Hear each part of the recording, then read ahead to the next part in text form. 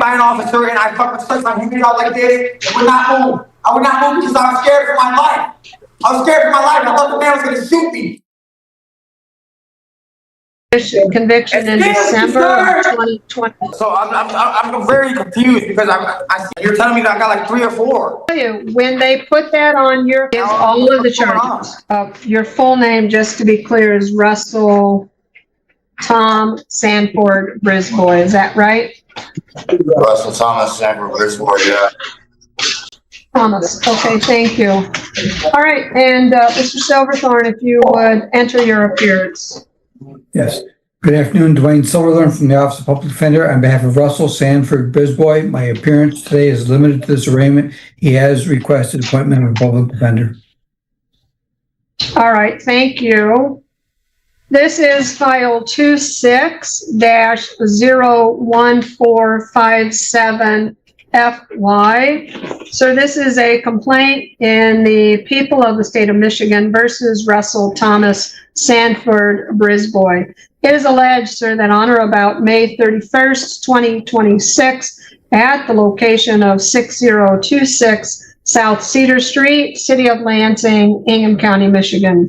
Sir, count 1 alleges that you did assault, batter, wound, resist, obstruct, oppose, or endanger Garrett Newton, a police officer of the Lansing Police Department that the defendant knew or had reason to know was performing his or her duties.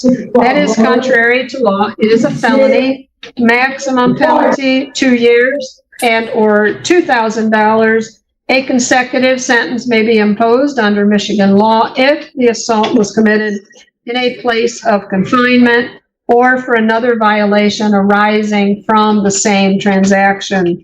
There is also a count 2 alleging same date and location that you did make an assault or an assault and battery upon the following person, an unknown female.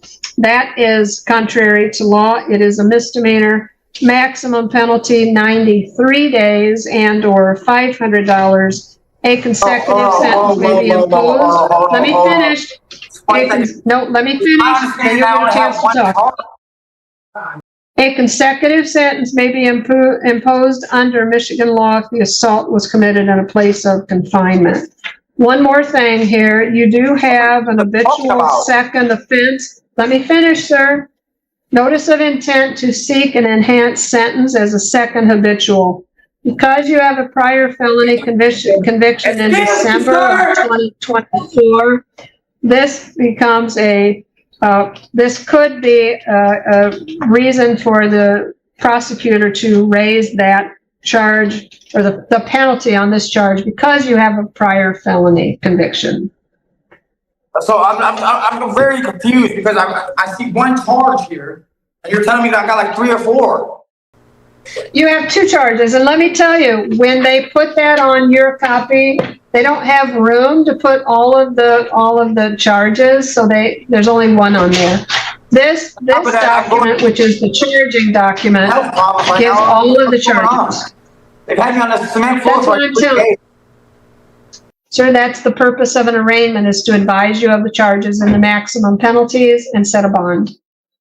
Okay, so okay. What can I get for a bond that's reasonable because I don't have a job? Well, that's what we're going to talk about here in a minute. So, first of all, do you understand those 2 charges and the maximum penalty? No, I have no idea what you're talking about. I didn't assault anybody.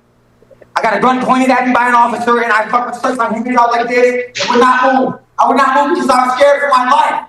I was scared for my life. I thought the man was going to shoot me.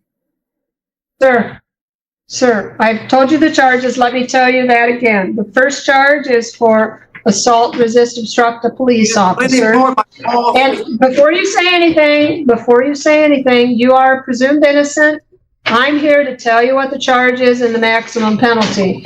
The attorney, let me finish, okay? Because we're just going to have to end this if you don't participate. So the attorney is the person who's going to help you in the arraignment, get your bond today. There'll be another attorney that's going to be assigned to your case. Maybe it's Mr. Silverthorne, maybe it's not.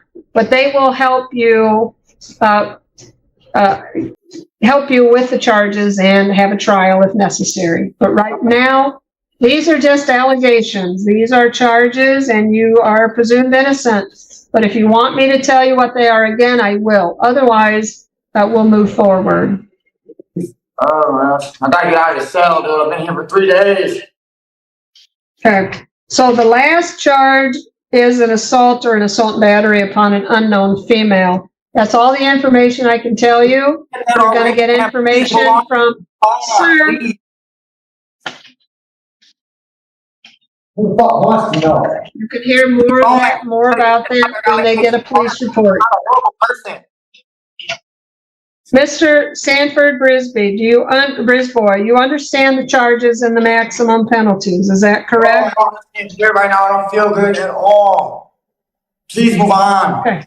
I can get out of the cell, so they will let me out of the Mr. cell. Silverthorne, were you able to discuss the charges with him this morning? Not a lot. I mean, I talked to him, but I don't know much about his juvenile or his criminal record. Or They whether at a hospital, failure to appear not inside this jail cell right now. because he wasn't responsive. Okay. All right. So I'm going to advise you of your rights, Mr. Sanford Brisboy, because these are important. You have the following rights. You have the right to plead guilty, not guilty, or stand mute. You have the right to a trial by a judge or a jury. And at that trial, you can present or confront witnesses. If they would not appear, the court can order them to do so. You also have the right to a lawyer. If you cannot afford one, one can be appointed for you at court expense. Additionally, you are presumed innocent. If you are found guilty, it has to be beyond a reasonable doubt.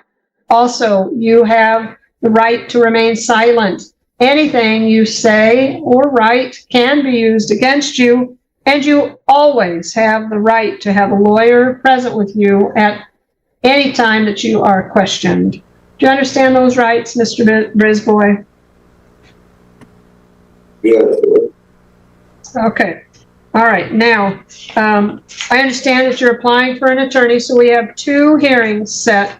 Your first hearing is a probable cause conference. That is indeed a conference with you, your attorney, and the prosecutor to determine what issues there are and maybe if they can be resolved before the exam. That is a conference. That is Friday, June 12th. That is at 9:30 a.m. with Judge Ward.